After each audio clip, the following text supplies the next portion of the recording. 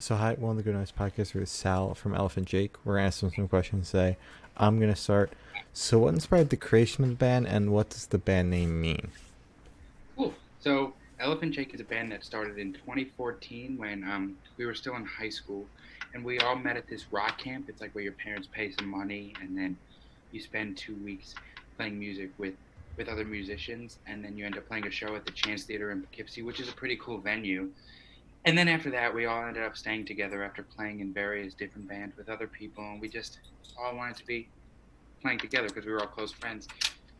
As for the name, our guitar player Colin, his parents have a huge unfinished basement with like a lot of concrete on the walls and stuff, and we were always allowed to just paint on the walls when we were younger. And our bass player's brother, way before we started the band, he drew this really really big elephant on the wall with a dash next to it that said Jake, like a Mhm. little name. So Hmm. we were going to play our first show, and on the phone, the guy who owned the record store we were playing at, he said, "So what do you guys call yourself?" And we said, "We'll call you back." So we looked around the room and we saw Elephant Jake on the wall, and we said, "Okay, I think that's it." That'll work. All right. That's so cool. Okay, is the elephant still there? Yes. Oh my god, Let's that's go. that's sick. Yeah, that's good. Good thing you guys didn't like paint over that, because that'd be like really sad. So It's been there good to for know. years and years. I most certainly have to show both of you maybe during this. Mhm. Sick. All right. So congrats on your EP, Looking Good, Feeling Good. How do you feel the response to it so far? I think the response has been really good. Our last release was in 2018 with our second full length, Hey Dude, Thanks for Coming. And that was a lot of fun. And I think the reception has been really good because this was a 4-song EP. And I've kind of noticed that I think 4 songs is an easily digestible amount of songs. Sometimes you can put out a full length and a lot of songs might get, kind of left behind. But we thought that maybe 4 songs would be the perfect amount. And we think the reception has been pretty good. We were able to do we were actually weren't able to do any tours in support of it because of coronavirus and stuff, and we Mhm. want to make sure everyone's healthy and everything's safe before we can play. But we did do a tour in January, about 6 months before we released the EP, where we did play a couple of songs from the record, and we thought that the EP, at least those songs, were pretty well received, and we're pretty happy with the response that we've gotten so far. All right. That's great. good to I'm so hear. happy to hear that. Yeah. So speaking of that EP, can you tell me a little bit about your writing process for that? Of course. So, since we started the band, we've all lived in different places. We started in high school and we lived about an hour away from each other, all of us. Then, when we went to college, we all lived in different cities. I was on Long Island, our drummer was in Boston, and our other guitar player and bass player, they were in Binghamton, New York. So, kind of since the band's conception, we've been one of us, Colin or myself, we would write a song in full, like on an acoustic, and send it to the group chat. And then the other guys would write their parts, and then we'd all come together and try and work out the song and flesh it out. And everyone has as much as they have completed. And it's pretty much always been like that, where myself or Colin will write a song, send it in the group chat, and the other guys make parts. So sometimes it can be a collaborative effort where in the studio we'll say, oh, maybe for the bridge. For example, the song at the time I brought you Soup, the bridge is a really long instrumental atmospheric section, and we all kind of work together and put that together. But mostly it's myself or Colin writing a song on an acoustic guitar and the other guys writing some parts to it, and then we come together and it either changes, stays the same, or becomes a totally different song. Okay. Hmm. All right. Sick. So where was your headspace while creating that EP then? My headspace, you see, I can only speak to writing my half of the songs. For example, one of the songs, "The Time I Brought You Soup," I wrote maybe 4 or 5 years ago with an old folk band that I had, folk punk project that I had, and we had that song, and then we kind of adapted that to Elephant Jake. So, back then it was about a time where an old partner of mine when I was in high school, she was pretty sick, and I didn't have a car because I was, like 16 and really young and didn't have a license yet. So I walked like 4 miles to her house with a cup of soup, but Oh. but she was out cold sleeping, so she Oh. she eventually got it. But she eventually got it. I gave it to her sister, and then she gave it to her. But my headspace during that time when I wrote that song, at least, was very very a mix of anxiety and excitement and just ready, just always ready. When you're 16 years old, just I want to do the next thing, want to do the next thing, always jumping, kind of like a puppy. And for the other song that I wrote on the EP, Shipment Only Knifing, that's like a Call of Duty reference. My friend one night came over. Let's play on shipment map. I only use knives. Let's do shipment only knifing. You must have said it 500 times, but the title has nothing to do with the song. But my father would always tell me, if I was upset or depressed about anything, nervous about anything coming up, a test or something going on with a relationship or something going on with my family, he would always encourage me and tell me that I had things pretty good, and that I had family and friends who really loved and cared about me, and that I would be, that I would be okay. And he would always say, come on, who's got it better than you? So that's why in that song, the hook of that song is just us saying that over and over again. And I guess with that headspace, it's kind of, the headspace for that song was same thing, a little bit of anxiety, but knowing that things would be okay. I think every song is different, but I think a lot of anxiety for both of the songs, at least. Some positive, excited for the next thing, some negative, nervous about the next thing.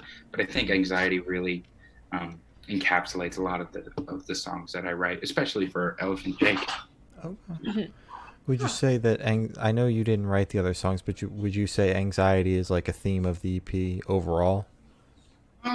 Yeah, I actually really would say so. I noticed some lyrics on Colin's songs that I find, I don't know if he feels that way, but if I wrote those lyrics, I know that I would feel a little bit anxious. He has a couple lyrics about how he's working so much and can't really hear himself think. One of the lines, I'll wait tables on the weekends and do 40 hours at the factory, and then I can't hear a word that I'm singing. Things like that. He's always, I guess, always feeling bogged down by whatever's happening. Of course I can't speak to his experiences, but I know that I would say that anxiety probably is a major theme of the EP. So what band or artist influences do you think you can hear the most on this EP? Definitely throughout our entire discography, I'd say bands like Modern Baseball, or trying to think of what else. We all have different musical tastes, so I think we all take different things from different places. Modern Baseball, definitely a big one for us. And I don't know, our drummer Andrew really likes heavy stuff. Like in the bridge of our song Shipment Only Knifing, he has a really weird rhythm going on because he really likes to go places. But I'd say we all really like some indie punk or emo stuff. I'd say really anything in that realm or genre per se. Okay, solid. So this one should go like super, super fast. I want you to describe this EP in 3 words. Ooh. Energetic, bumpy, and fun. Fun. Okay, Pretty good I like words those. right I like there. those. Thank you. Yeah, it was fast too. Yeah. So on that same train of thought, is there a certain feeling you want listeners to have listening to this EP?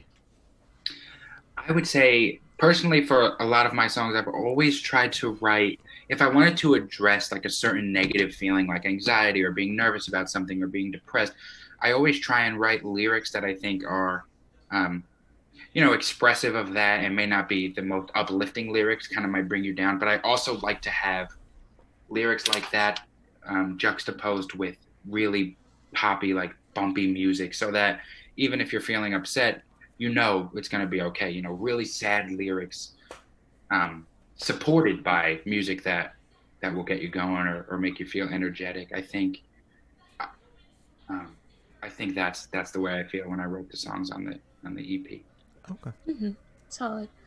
So we know you recently dropped this EP, but are you working on anything new? Any projects on the horizon? Another EP maybe? An album? Full length? What are we talking about here?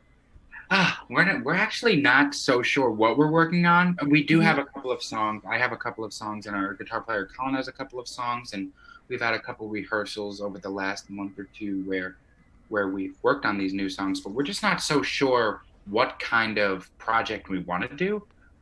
but we know that there are definitely new songs coming and completed, but we're just not sure in what form we're going to release it, whether it's an EP or a couple singles or a full length. I guess that's something to be determined once more songs get written or more songs don't get written.